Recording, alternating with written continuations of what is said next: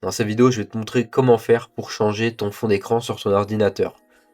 Comme vous pouvez le voir ici, j'ai le fond d'écran original de Windows, donc le fond d'écran de base. Je vais te montrer comment faire pour mettre un fond d'écran qui peut être largement mieux. Donc ce que je vais venir faire déjà, je vais aller sur un site où on va me proposer des fonds d'écran. Si vous avez déjà votre image, tant mieux pour vous. Donc ce que je conseille quand même si vous voulez changer votre fond d'écran, ça va être, je vous mettrai le lien en description si jamais ça vous intéresse.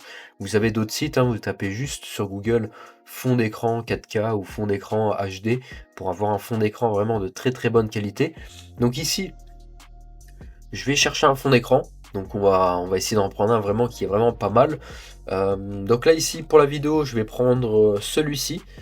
Ici, si vous cliquez dessus, vous allez pouvoir l'avoir en taille réelle, comme vous pouvez le voir ici. Hop, c'est en train de charger. Voilà. Donc là ici je vais venir faire télécharger gratuitement. Ici si je clique sur la petite flèche en bas, j'ai le format original. Donc là je vais venir faire télécharger gratuitement. Mon fond d'écran ici est téléchargé. Donc là je vais venir ici.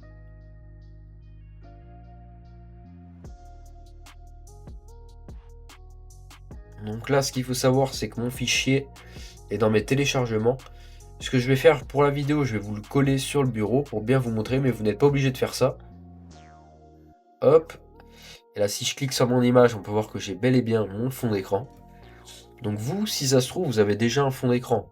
Moi, je vous montre comment faire pour télécharger un fond d'écran sur Internet et venir l'appliquer. Mais vous, si vous avez déjà un fond d'écran, tant mieux pour vous. Je vais cliquer ici, ensuite faire clic droit, choisir comme arrière-plan du bureau. Hop, ça s'applique et vous voyez que j'ai directement mon fond d'écran. Donc ça, c'est vraiment pas mal. Et on peut faire ça aussi sur plein d'autres fonds d'écran, c'est pas qu'un seul. Par exemple, je vais en prendre un autre. Par exemple, je veux ce fond d'écran là, je vais venir faire télécharger. Mon fond d'écran va venir se télécharger ici. Hop. Je fais clic droit direct, je suis pas obligé de le mettre sur le bureau. Choisir comme arrière-plan du bureau.